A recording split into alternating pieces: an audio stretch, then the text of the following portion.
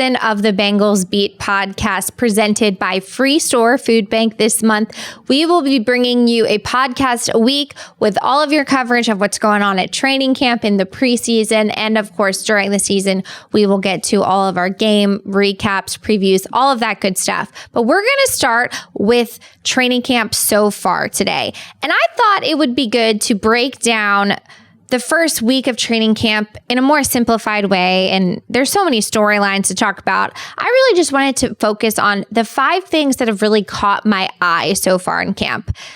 I should note that there's only been 1 day of padded practice when I'm recording this episode. So of course that matters. So what you're seeing on the field, it's tempered down without pads, but I was able to see 1 padded practice and there was a lot of takeaways, plus the couple of practices before then. You're still able to come away with some takeaways there. So I wanted to run through my list with you. And I'm going to start with number 1 for me is that I left practice on Monday and I left the locker room after practice, talked to a couple of different players, wrote a story about the Bengals defense, the secondary being, young and what they're going to try and hang their hats on is their youthful energy.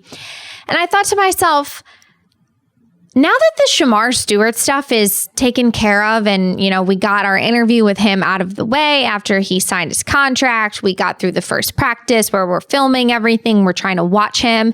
And during practice, the second practice he was in, he had 2 pass breakups and you just see his enormous size and length and all of the things that make the Bengals so excited about what he could be. He's here now and it almost just feels normal for once in training camp for the Bengals.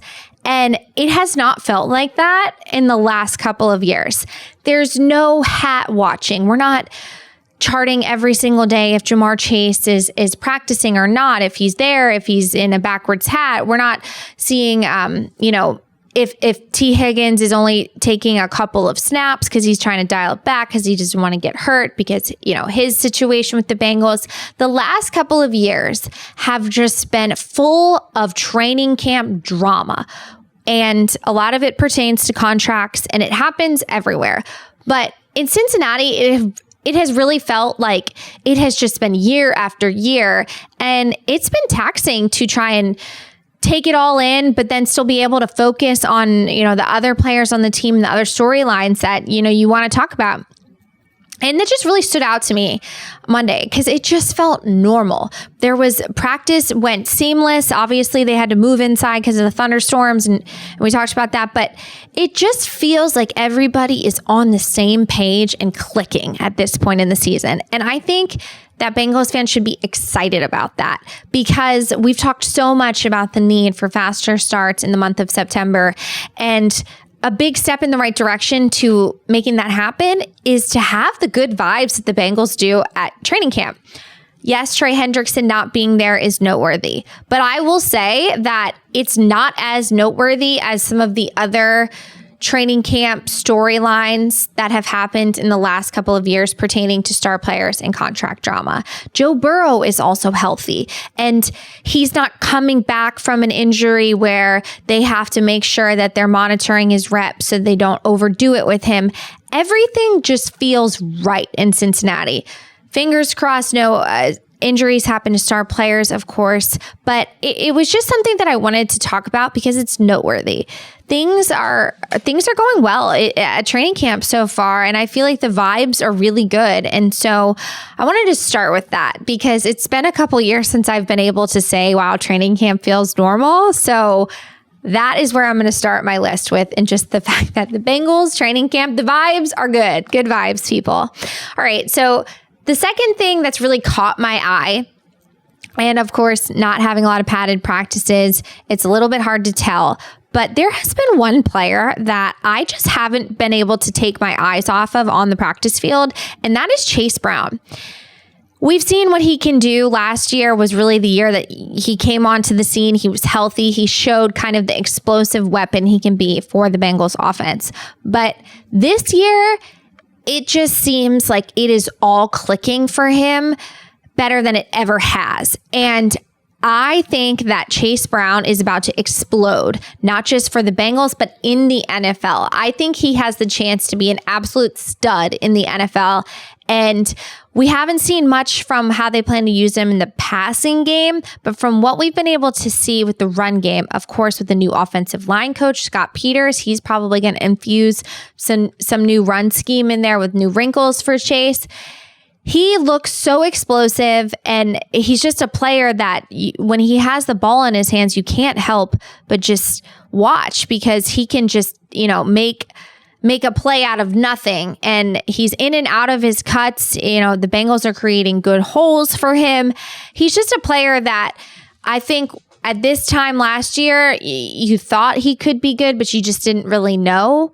This year, I'm buying all the Chase Brown stock because he looks really good. And every time you see him in the locker room, he's headed into the training room, and you can tell he's really put an emphasis on body maintenance and his health. And so for Chase Brown, that is going to be the thing. He's got all of the physical tool sets in the world to be a very good player. And now Dan Pitcher and Zach Taylor, they know how to use him in the offense. I think he is going to be a great player in this Bengals offense. And I actually talked about it with Orlando Brown Jr. and Ted Karras yesterday. And I said, man, he looks really good. And I know it's practice, guys, but they said, you don't even know how good he really can be. And he's been a great locker room guy. His teammates really like him, and you can tell his craft is really important to him. So I think that if there's a player that you were to ask me who's really caught your attention during camp, I would say running back Chase Brown. I would buy all the stock in him, and I'm looking forward to seeing how he does this season. Not so much in preseason, because you kind of know what you're going to get from him in the run game, but his season overall, I think, could be a monster year for him and a true breakout season. All right, rolling on to number 3. That is a little bit more so questions I have than statement. I have serious questions right now about the Bengals cornerback room. And yes, Cam Taylor-Britt and DJ Turner and Dax Hill and Josh Newton, they are going up against T. Higgins and Jamar Chase. And that is no easy feat. But it has been a little bit of a rough camp for DJ Turner. He is a player that has a ton of questions around his name. He's struggled to stay consistent, and he has not been able to be healthy enough to get through a full season. And so he was drafted in the second round. And when a team takes you in the second round, you are expected to be a starter and a significant contributor on the team. Cam Taylor-Britt, what you see is what you get with him. He's physical. He's had a good camp. He's won matchups against Jamar Chase and the Bengals receivers. He's also lost some, but he looks like he's picking up right where he's left off at the start of last season. He had a rough year last year, but I think that with Al Golden and their plan for Cam, I think that he's going to enter the season almost forgetting about what happened towards the back half of last season, and that included him getting benched, all those things. I'm a little bit worried about opposite of Cam Taylor-Britt, because Dax Hill is projected to be the outside starter next to Cam Taylor-Britt, and he looks like he's coming along well in his rehab back from a torn ACL. But as we've seen specifically at the corner position, sometimes it takes a little bit longer than people expect to get your full legs under you and be back to full speed. So right now they have not said when Dax is going to be fully cleared to go full go in practice. They're sprinkling him in series, which is good. There hasn't been any setbacks, but you can't count on him right now to be fully ready for week 1. They're going to see how it goes over the next week, and he very well might be able to be full go by week 1.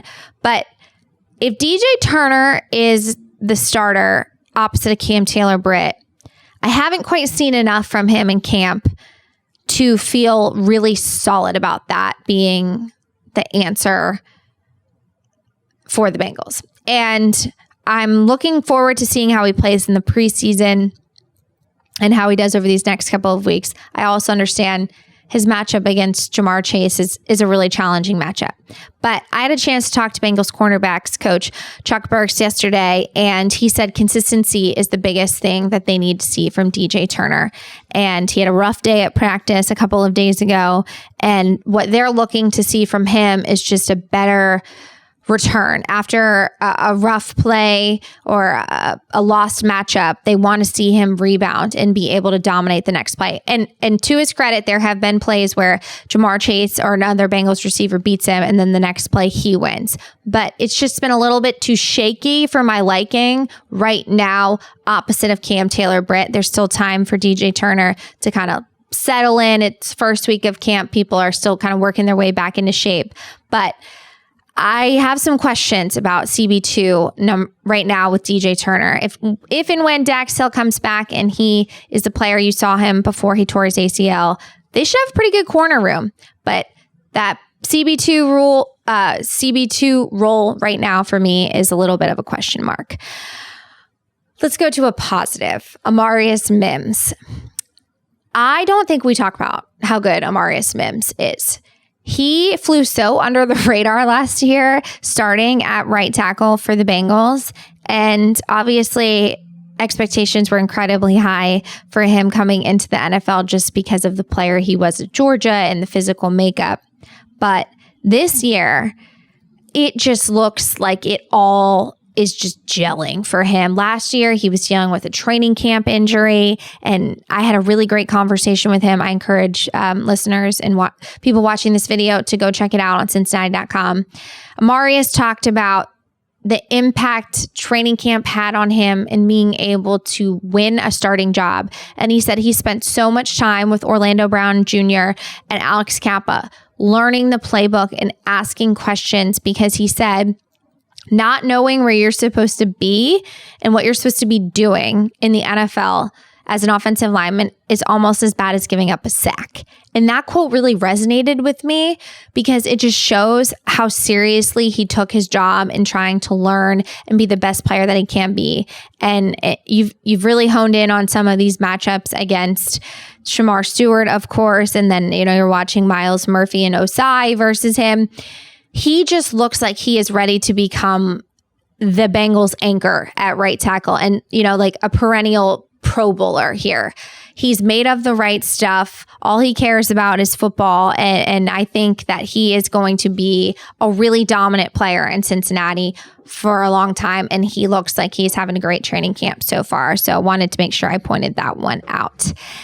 And fifth for me is Evan McPherson. So we haven't really talked much this offseason about players who need to rebound that aren't on the defensive side of the ball, because that's really where most of the Bengals issues were last year. Evan McPherson in special teams is certainly a topic heading into the season, because Evan McPherson used to be someone that was a weapon for the Bengals on offense. They knew if they could just get it to a certain spot on the field, they felt pretty good about being able to at least walk away with 3 points. He had a down year last year, and we had a chance to talk with Evan last week.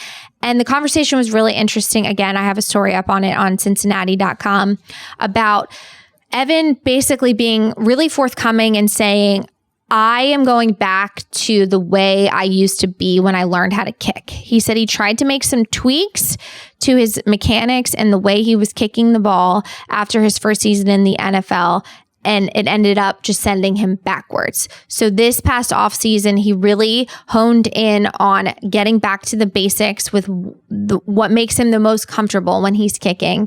Also, he said he has learned that he needs to take his warm-up and his post-practice routine more seriously. He said, I thought I was warming up long enough if it was 10 minutes, but he said, I really learned I need to warm up longer and I need to do all of the stretching and all of the things post-practice, because he said, I am not the young kicker that I once was when I came into the league. And so that requires a different routine for him to be able to keep up with the style of kicking that he has, and he wants to get back to being the player he was, and the Bengals need him to. They signed him to a 3-year extension, hoping for no questions at kicker for a long time. And so he needs to have a bounce back season. And so far he's had a good camp. Obviously, you can't really emulate the type of pressure kicking that he'll see during the season, but they're trying to do everything they can, making it a competitive offense versus defense scenario with things on the line. So that'll get ramped up more as practice goes on. Of course, he'll kick during the preseason games, which will be good for that whole operation. But it was really interesting to hear Evan just kind of do a self-reflection on what's gone wrong, and then say, I'm going to go back to what made me the kicker I was in high school and in college and in the first year of the NFL, and really get back to that and hope that that can bring him back to the success level that he was having before last season. So that's it for just some thoughts on what's really caught my eye, or questions I have, or just things that I wanted to talk about after seeing practice for the first week. From an injury standpoint, the really only big one that's happened so far is Lucas Patrick. He had a sleeve on his right calf, went down at practice a couple of days ago, and Zach Taylor said he's going to be out for a couple of days. So right now, Cody Ford is getting all of the reps at right guard right now. So that is where the Bengals stand from an injury standpoint. And right now they are in a flow of 2 days on, 1 day off until they head to Philadelphia next week. And we will be back to recap